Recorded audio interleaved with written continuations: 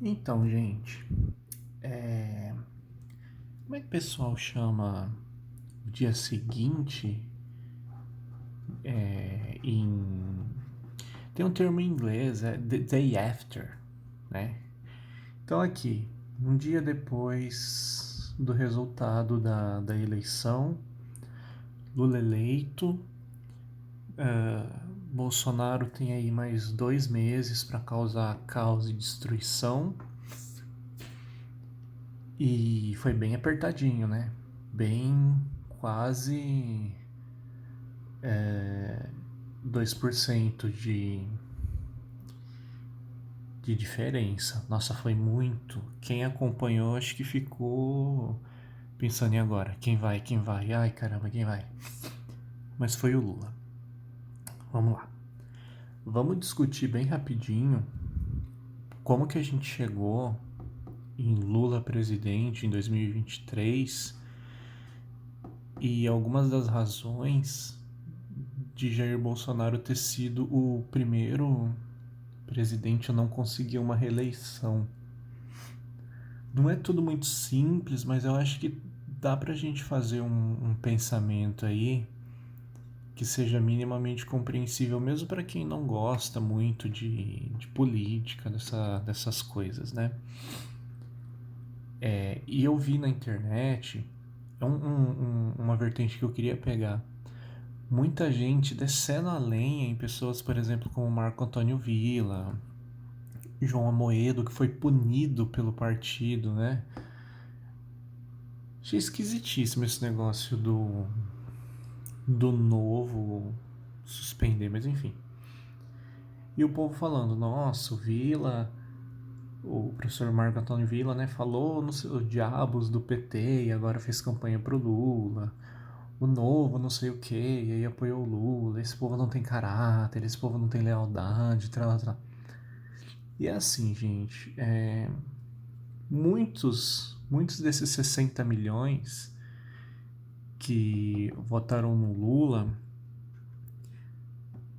não estavam votando necessariamente no Lula, estavam votando numa frente ampla em favor da democracia. Como assim? Bolsonaro foi dando, no decorrer do tempo, do mandato, e até o vice dele, né, o Hamilton Mourão, eles foram dizendo coisas assim absurdas, coisas que a gente só viu na época da, a gente só viu não, que a gente só tem relatos na época da ditadura militar ou na Venezuela, por exemplo, aumentar o número de ministros do Supremo de 11 para 16, uma coisa assim, sabe? E esse tipo de proposta absurda, como a gente tem agora um Congresso muito bolsonarista, que eu acho interessante que o pessoal dá nome, né, para essas coisas.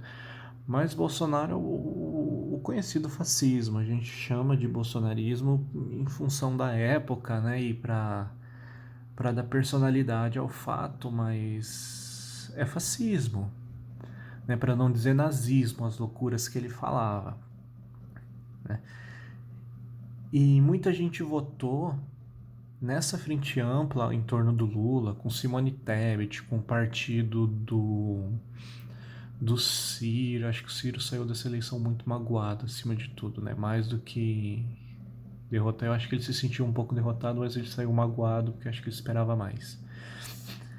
Mas enfim, muita gente que votou no Lula votou em favor da democracia, né? A questão, e é isso que as pessoas não entendem em política, não é você ser leal ao indivíduo, à pessoa, é você ser leal a um ideal de vida melhor, de uma condição social melhor, de... Então, no momento em que Jair Bolsonaro representava para a maioria das pessoas algo melhor, votaram Jair Bolsonaro. No momento em que o Lula passou a representar algo melhor ou passou a representar um impedimento de, de que a gente retornasse a tempos sombrios, as pessoas passaram a votar em Lula. E por que Bolsonaro conseguiu se eleger? Ainda há pouco eu estava vendo em rede social o povo ainda falando de comunismo, se manifestando contra o Lula. falando de comunismo. O Bolsonaro, ele é resultado de uma educação ruim, de uma educação política ruim, de uma educação cívica ruim, que diga de passagem, né? No meu tempo, a gente ia... Tinha um dia da semana que a gente ia cantar o hino à bandeira. Eu sempre me questionei para quê? Que isso tá? O que significa isso? Não era mais fácil você ter um dia da semana, como diz o professor Vila, em que você estudasse a Constituição, em que você estudasse as leis, em que você estudasse civilidade, ao invés de ficar lá com o braço estendido ou com a mão no peito, ouviram de piranga, tralalá, sabe? Isso é cansativo para qualquer jovem, isso é estranho, né? Então Jair Bolsonaro veio disso. Comunismo, Venezuela, tá tudo letra morta. Eu li o manifesto comunista, né? Comprei, editado, bonitinho, o manifesto comunista, e tudo que eu vi ali são coisas que não se encaixam mais, né? Não existe comunismo. E o Lula agora vai transformar o Brasil num país como... Não. O PT em si, né? Ele teve 2 do Lula, 2 da Dilma, 16 anos, 14 anos no poder e... Cadê o comunismo? Sabe, em 14 anos dava tempo de fazer alguma coisa nesse sentido. Mas a gente nunca viu nada a respeito, né? E desse pânico, desse medo infundado, emergiu Jair Bolsonaro. Depois de tudo que ele fez, tornou-se, né, tornou a emergir o Lula, representando uma esperança de algo melhor, de algo que não é o que a gente tem agora. De certa forma, esses 60 milhões tentaram dar um recado. Não queremos mais ódio, não queremos, embora me surpreenda que quase metade da população... Pô, fala, é difícil de ser que metade da população brasileira é fascista. Mas é difícil também você pensar que alguém votaria em Jair Bolsonaro depois de tudo que ele fez e não ser fascista. Na minha cabeça, por exemplo, é um negócio que fica dando choque, que faz faísca no meu cérebro. É difícil pensar, eu não quero acreditar, mas é difícil não pensar que muita gente preza por esses valores de Jair Bolsonaro. A homofobia, a misoginia, o pânico, a violência, né? Nossa, a gente viu tanta violência, aquela louca correndo atrás de gente com arma na rua. Aquilo sempre foi desequilibrada e tava com uma arma que não era o registro o registro dela. Tinha uma arma mais potente, mais pesada, enfim, né? Então esses 60 milhões que votaram em Lula quiseram dar esse recado. E muitos falando, hoje voto em Lula, amanhã serei oposição. Então eu acho que também fica esse recado de muita gente votando em Lula e dizendo, eu voto não em você, não no PT, eu voto nesse momento em que você representa a democracia, porém, a partir do dia 1 de janeiro, estou de olho. E eu acho que isso é muito positivo, né? As redes sociais deram pra gente, acho que isso é super positivo, você marcar os políticos, as redes sociais dos políticos nas matérias, nas reportagens, fazer comentário. Então a gente tá muito mais próximo, dá pra fazer pressão no que a gente quer.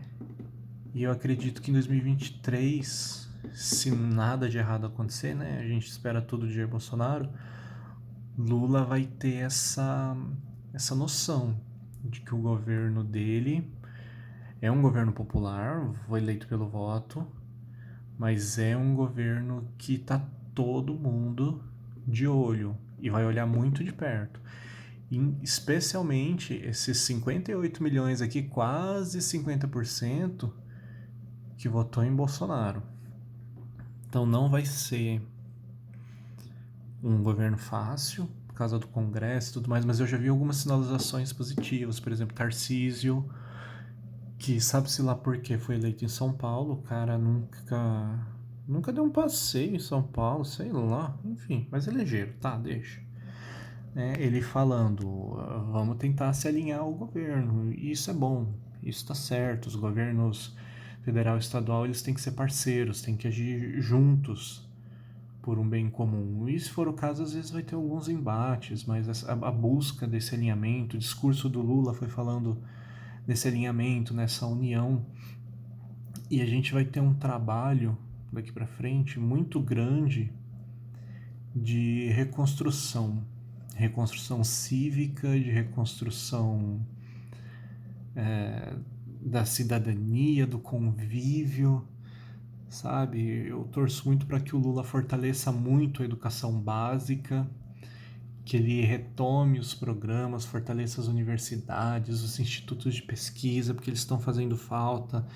Não só o que o pessoal chama de ciência dura, que é aquela coisa de sangue, testa, vírus, não sei o que tá lá, mas também a parte de ciências humanas, né, que estuda o povo, o ser humano, as suas particularidades, e que esses 4 anos de Lula sejam pelo menos uma pincelada nesse retorno à civilização, nessa volta do que já fomos um dia, em que o pessoal, eu voto em fulano, eu voto, que legal, então vamos ali comer uma coxinha no boteco e falar a respeito disso.